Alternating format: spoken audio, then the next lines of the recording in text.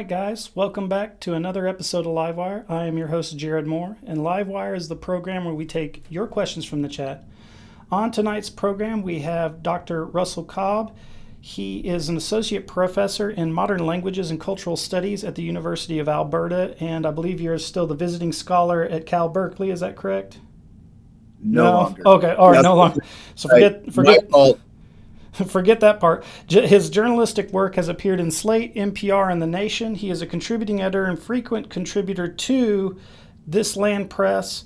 His books include Heart in Darkness from 2013, Paradox of Authenticity in a Globalized World from 2014, The Great Oklahoma Swindle, Race, Religion, and Lies in America, in America's Weirdest State.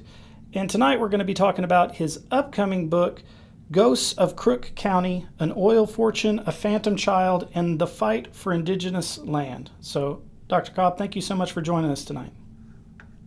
Thanks so much for having me back. It's always a pleasure. So I guess to start off with, let's just, give us kind of like the synopsis of your book. What is it? What is it about?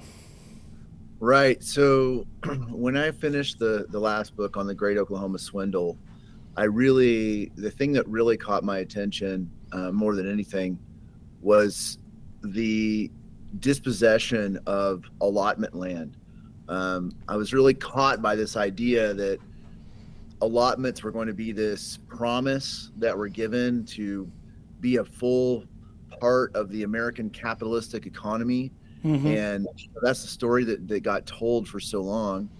And as I really looked at my hometown and looked at Tulsa, I could see just allotment after allotment disappearing under mysterious circumstances. And this was around the same time that everyone was talking about the Osage Reign of Terror due to David Grann's book. Was before the movie came out.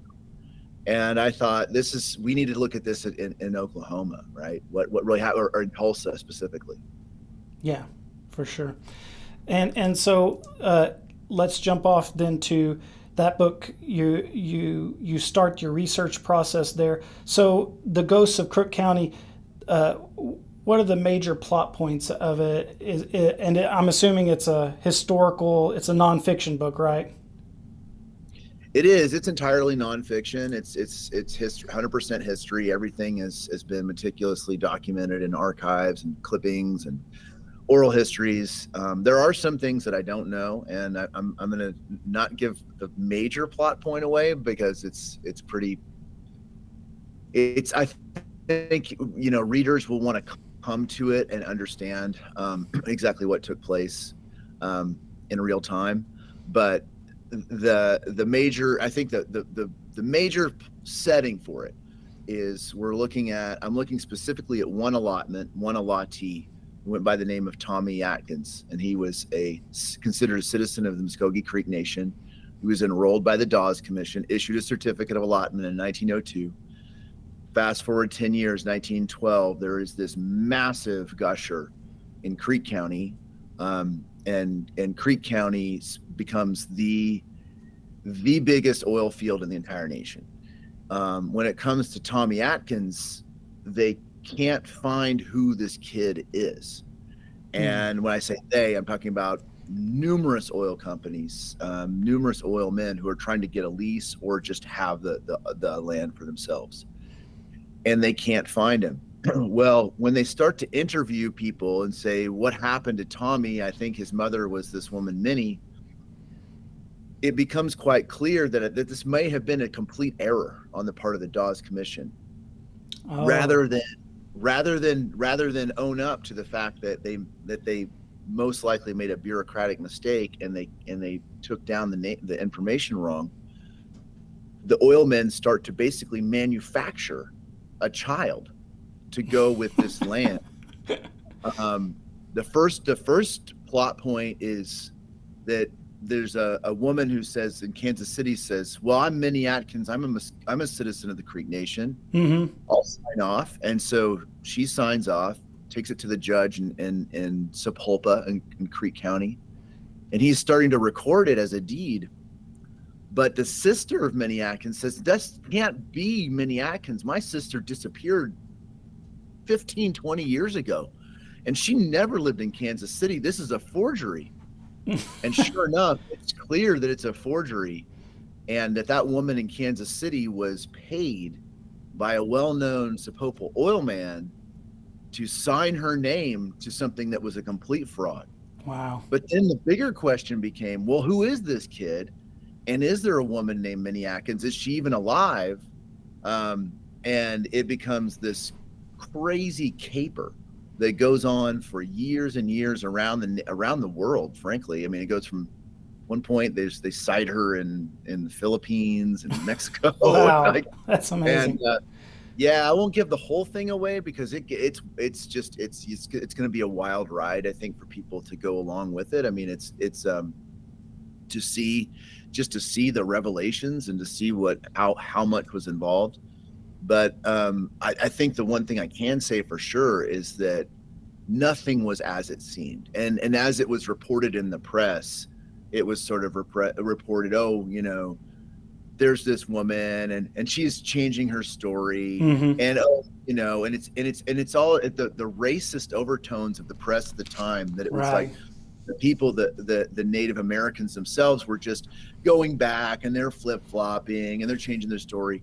But what was not reported was that this whole history underneath it was that the oilmen themselves were kidnapping, harassing, Hmm. bribing people to change these stories to fit the narrative they wanted, right? And that's the thing that really shocked me, is that, I mean, it shouldn't shock me, right? You should be like, of course, but it did shock me the extent to which some of these oil men who are have these names of well-known philanthropists, people who gave their money away for charities, were involved in this particular incident.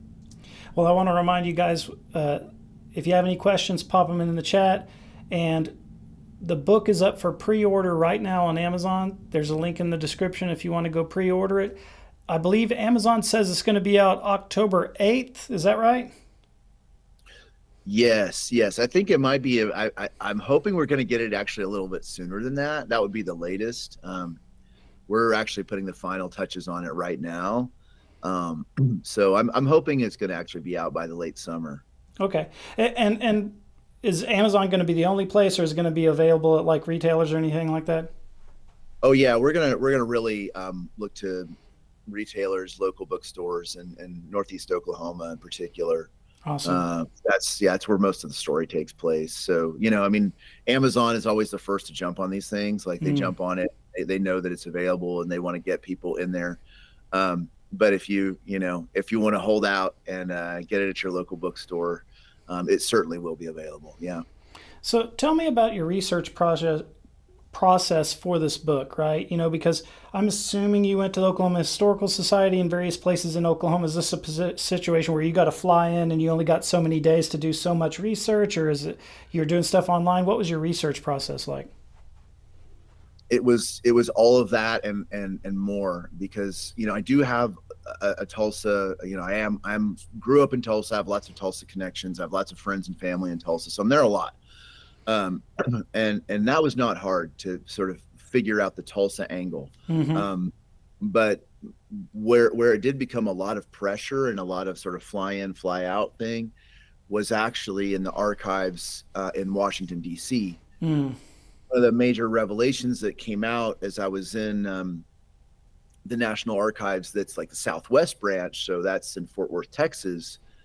When I was down there, I was like, okay, well, this is we have people, and I know, like, from Tulsa, I can easily go down there, Hmm. but I kept seeing these references to an investigation that was done of the Creek National Attorney at the time, and that was at only one place at the national branch of the National Archives and Records Administration. Mm. So before I wrapped things up, this was actually a year ago, I thought, I really got to get out to DC to see what this investigation by the Creek National Attorney was. Well, it wasn't at all what I thought it was going to be. Well, It what? was, I thought, I kept seeing, we have this investigation, and the man's name at the time, his name was R.C. Allen, Richard Clyde Allen, Mm. and he was Muskogee District County judge, former Muskogee District County judge, kind of a good old boy from originally from from North Carolina, that had been hired by Chief Tiger at the time in 1915, because the previous Creek National Attorney had been fired by the President of the United States. And I thought, well, that's why would the president, why is President Wilson involved in this world? Well, Mm-hmm. I mean, it once I kind of got in there, it became quite evident, because what the national attorney at the time, the first one, his name was Mott, the chief and the national council were looking into was the way these allotments were being bought up or taken or swindled, and how some of them were bogus, right? Like this Mm-hmm. one I'm talking about, Tommy Right. Atkins. And so what the national attorney working on behalf of the Muskogee Nation said was, well, what, for my client, what I want to do is prosecute these non-existent claims so that the money, the revenues that have been extracted can go to revert back to the nation. Right. So those that properly should go to the nation. They can reinvest it or resell this, whatever they do what they want. Right. They're the proper owner, right? Especially in the case of a fraud of an allottee, that was the part of the agreement. Well, I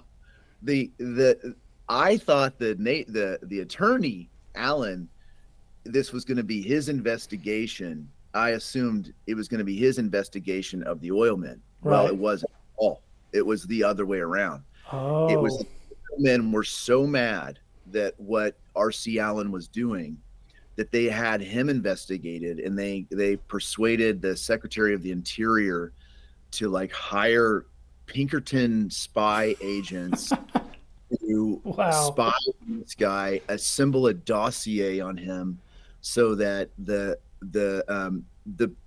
at that time, before the Indian Reorganization Act, the president had the ability to hire and fire chief and the attorney.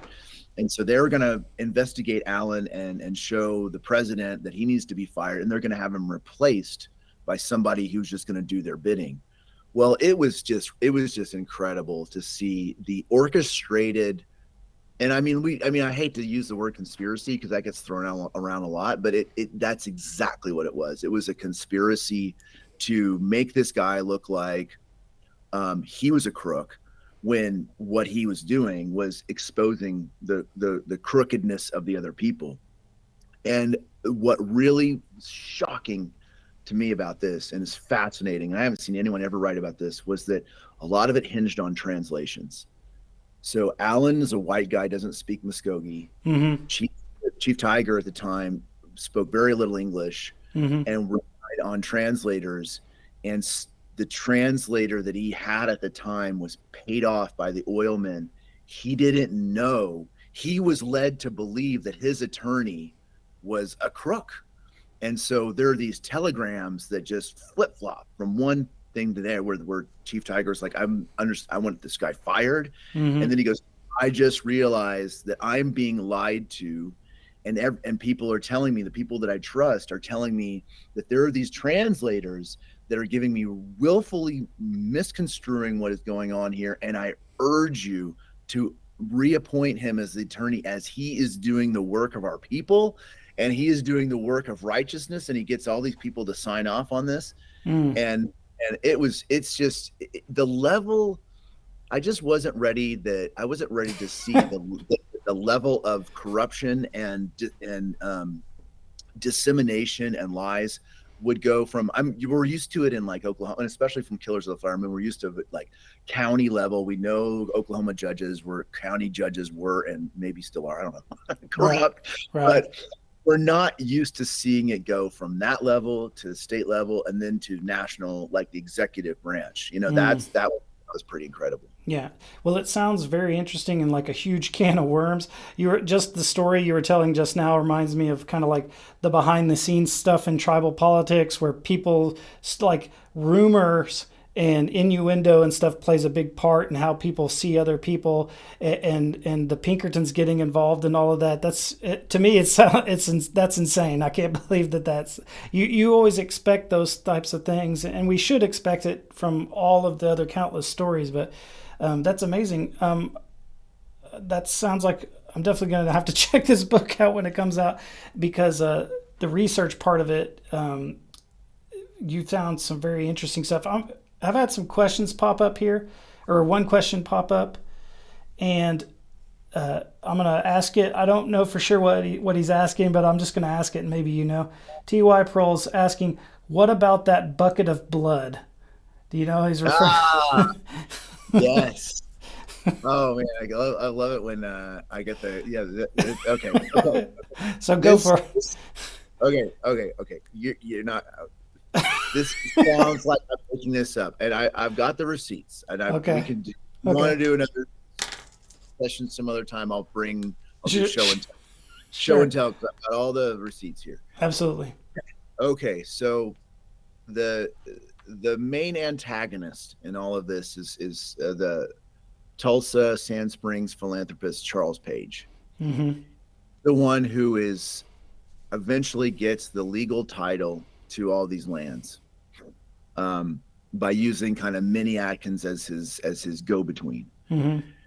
Now, there's no way that Charles Page was from Wisconsin. He was a Wisconsinite from like German and Scottish extraction. He had very little knowledge of how things went in Creek Nation and even in Oklahoma. He's just following the oil, and he's a kind of second tier oil man. Mm-hmm. But he does something that your average white Oklahoma oil man does not do. And that is that he goes to Greenwood a lot. He visits a lot of places in Greenwood, and notably there's a brothel there on the north end of Greenwood called the Bucket of Blood, run by a Cherokee freedwoman named Sadie James. Now, this woman, she knows everything that goes on. She speaks Creek, she speaks Cherokee, she speaks English. She knows everybody and knows everything and has a photographic memory. And she gets her bootlegged whiskey from Bill Creekmore, who is known as the king of the Oklahoma bootleggers. Mm-hmm. So she knows everything. And she, by happenstance, by pure coincidence, she grew up in Fort Leavenworth, Kansas. And Minnie Atkins also, when she went to Carlisle Indian School in the 1880s, and when Minnie got out of Carlisle Indian School with a cohort of Creeks, she was paired up with as a housekeeper in Fort Leavenworth. Okay. She, by coincidence, meets this woman, Sadie James. They're both probably they're like teenagers, young women, 18, 19 years old, about the same age. Many years later, during the Tulsa's boom years, at this Bucket of Blood, Sadie James hears Charles Page, who comes to her brothel quite a bit, say, "I'm looking for Minnie Atkins." Sadie James says, "I know who that woman is. I met her in 1883 in Fort Leavenworth, Kansas, and I will find her." Now, in the Page lore, in the official biography, Charles Page in 1915 says, I'm going out on an expedition. He was an ex Pinkerton agent himself. Mm-hmm. He knew how to track people. He was a tracker of people. And he said, "I'm going to go find this Minnie Atkins and tell her that her lost son, Tommy, is worth $2 million, and she's going to be a rich woman, and she's going to follow me back, and I'm going to make it. She's going to live happily ever after." That's the story that goes down. Sadie James gets up and testifies in court for 8 days straight, 8 days on the witness stand to say, Charles Page came to me. I told him I know who Minnie Atkins is because I know her from Fort Leavenworth, Kansas. Charles Page paid me $2,000. At the time, that would have been like $50,000. $50,000 Right. in today's dollars. Charles Page paid me $50,000 to go find her. And sure enough, Sadie James did go find her. She she went out to Seattle. She tracked this woman down because she had a husband and a boyfriend who was in the army, and she went and tracked him down. And Sadie James, was the one who brought Minnie Atkins back to Oklahoma. And when Sadie got on the witness stand and told this whole story, it was sensationalist. It was printed throughout the land. Everyone hung on her words, and even the people who did not believe it. Well, I would say the people that almost everybody believed her, including Charles Page, was like, you can't impeach what she's saying. Mm. But the people who thought that she was in it for all the wrong reasons would say she knows exactly what's going on. She has an impeccable memory. It's just that she's doing this, because if the truth really comes out, she's the one that's going to be prosecuted. Right. Because many, the first time when they found Minnie Atkins and they said, you have a son worth $2 million in Oklahoma, her first reaction, and a lot of people testified this was, what are you talking about? I have two sons, Charlie and Harvey. They have been allotted by the Creek Nation. They're living in Tulsa. Those are my two sons. My father's name was Thomas. Maybe that's why you're confused. I didn't have a son named Thomas. Right. So how did she change? Why and how did she change her story? She kept changing it. Now, yeah, and like we said before, in the eyes of the white press, oh, she's just greedy, or she doesn't know what she's talking about.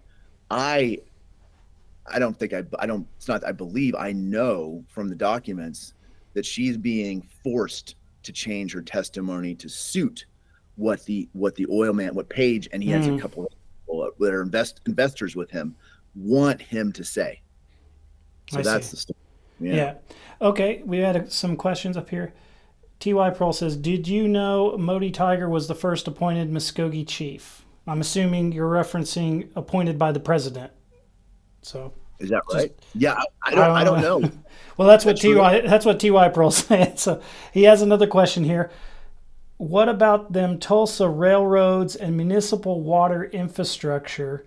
Any stories to mine there? Did you find anything like that when you're doing your research about the railroads or infrastructure in Tulsa? A lot. I mean, the real passenger rail, the first real passenger railroad was really important.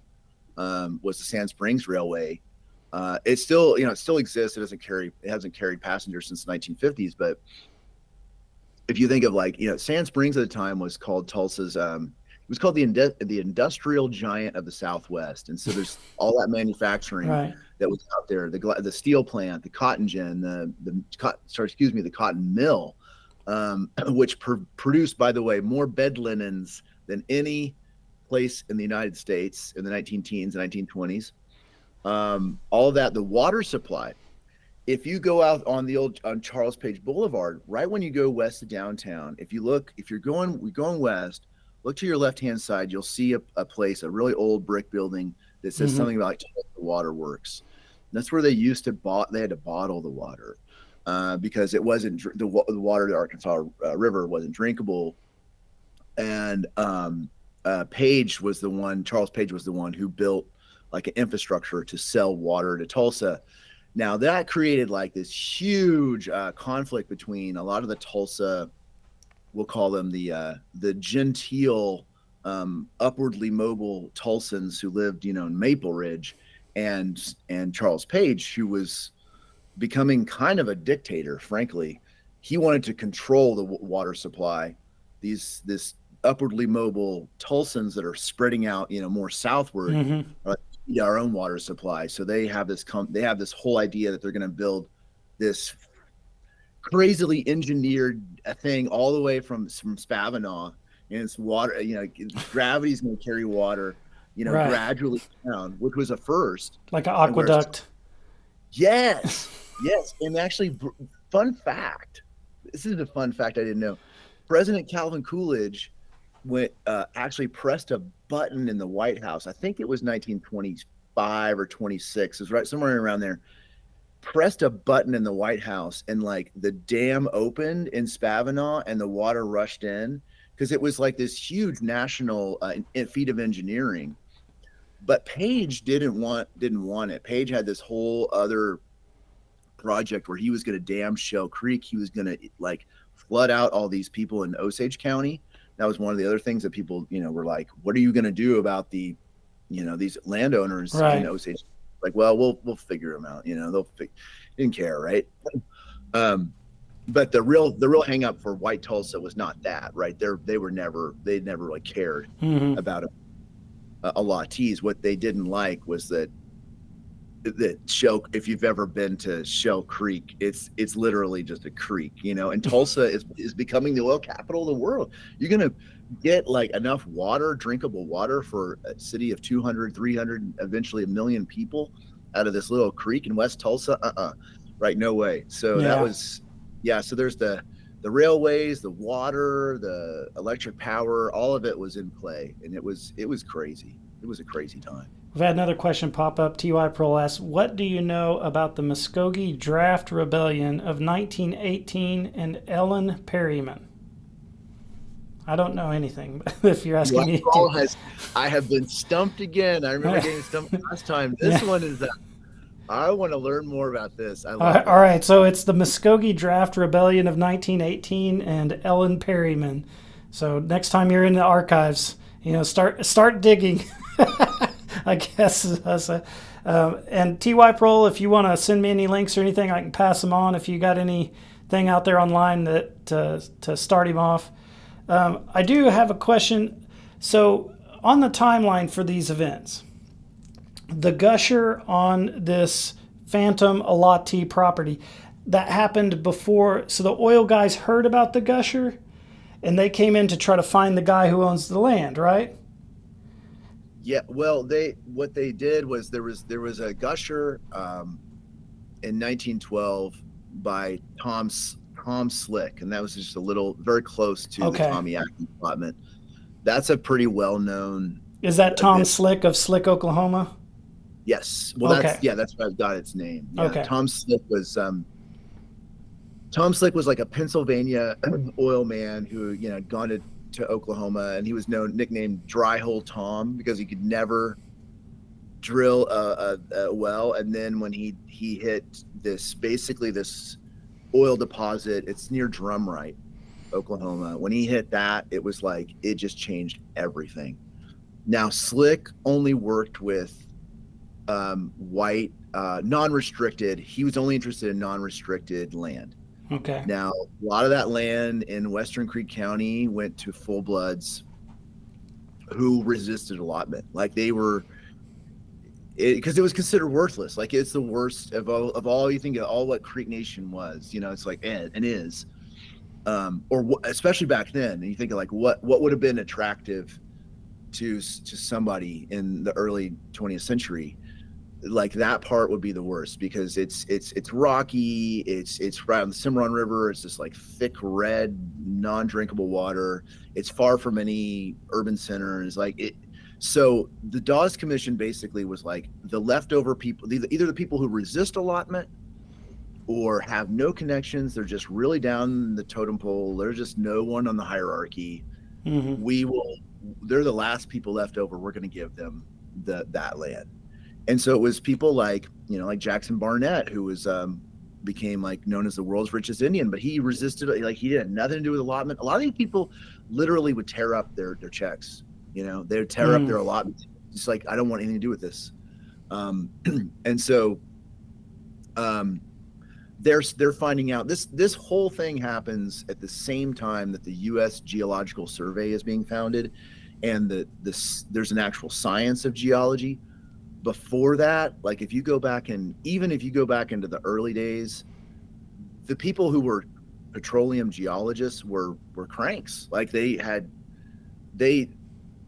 were crazy theories. There were like theories that like, there was one, I was reading a history of like petroleum geology, even into the 20th century, where geologists thought that had something to do with like death, that oil had to do with death. So they would drill oil wells near cemeteries because they thought that oil, like dead people somehow were on oil or created oil.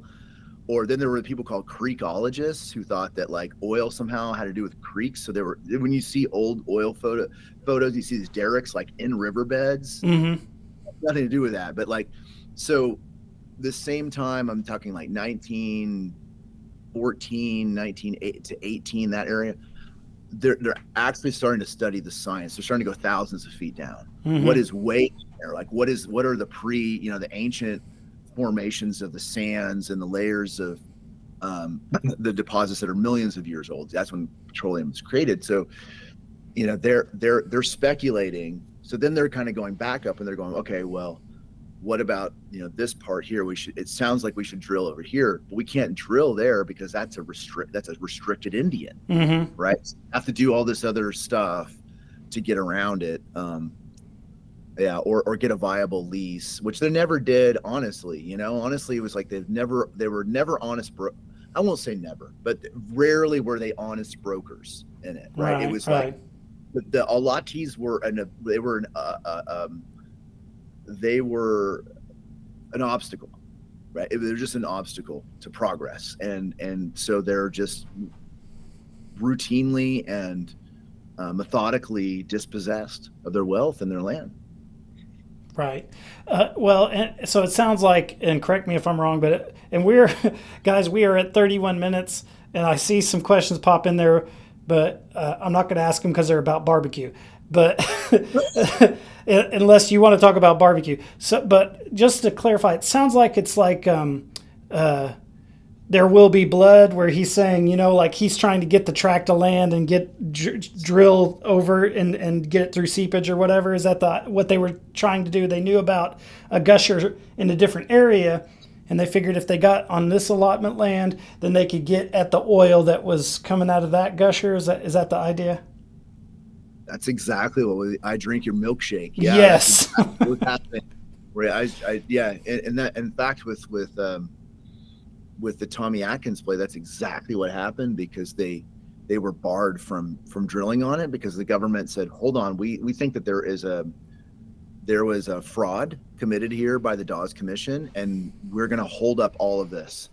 And sure enough, Page and he had a Texas oil man partner named Josie. They drilled literally like few feet right off the property line, went underneath, and drank the milkshake. Wow. Um, yeah, and then of course the national attorney for the Creek Nation knew exactly what was going on, and he was like, "I see this is happening. I know it's happening. We're going to recover all this money. We're going to see that it goes back to the tribe."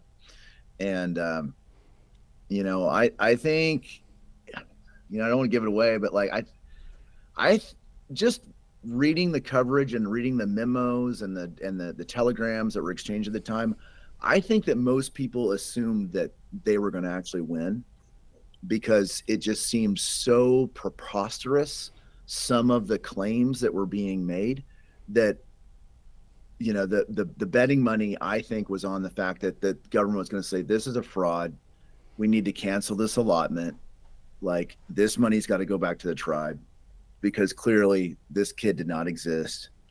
And yeah. Well, and not to give away the ending or anything like that, but does it resolve? Are the loose ends tightened up, or is it going to leave a cliffhanger at the end of this book? Well, there's a few things that I'm just really excited that it's finally coming out, because there are a few things that are left hanging, just because it's history, and things don't tidy themselves up nicely like they do in Hollywood, like there's just not, here's the thing I keep coming back to, that people have said, like, people who don't know the story well, they're like, oh, you just like Killers of the Flower Moon. I'm like, yes, but the villain at that, and that, there's some measure of justice in that, the villain, the perpetrator's identified, he's brought to justice. This one, no. Yeah. It's continuing, it's ongoing. There's a lot of things, I think that a lot of evidence suggests certain things, but I think it's kind of up to readers and up to the public, and for future generations of researchers to kind of keep pulling on the strings, because that's what I've been doing, for 6 years, is pulling on these strings, and I pulled on them as much as I can.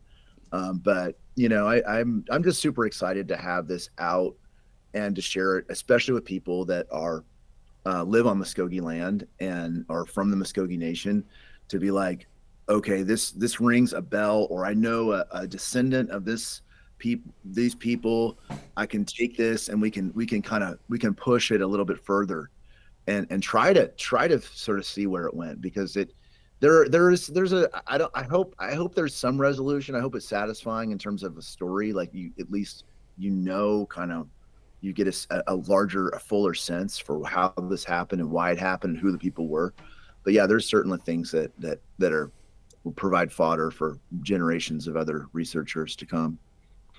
We had one thing pop up, and before we get out of here, I wanted to pass it on to you. Ty Pearl's asking, will you be doing any Reddit AMAs? And he says there's a certain subreddit that will go full MacGruber for one. So there's an appetite out there for you to do a Reddit Ask Me Anything. Is that Yeah, something you're interested in? okay, I will do it. I still have a few loose ends on this thing that to patch up, that should be done like in the next month, because I do want to get this book out by summer. Um, I feel like I should, to mind my P's and Q's and not say something that's out Right. of have the Yeah. I just got so excited to be on the program with you, because I know you're such a good host. You always Well, got great insight. I was like, kind of, and I don't also, know. if you're talking, we're talking about our story where somebody made some accusations and the oil guys hired the Pinkertons to come down and destroy them. It'd be good to have all your P's and Q's lined up for that situation, because the oil guys' companies are still around.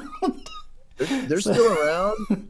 They're still around, and it was funny because I was telling I was actually out. I decided at one point I was like, I'm gonna go out to the allotment of Tommy Atkins. I'm gonna do this anyway, and I'm like, trespassing onto the land. I don't care. And I'm actually yeah. with this friend of mine who's Muskogee, and she's like,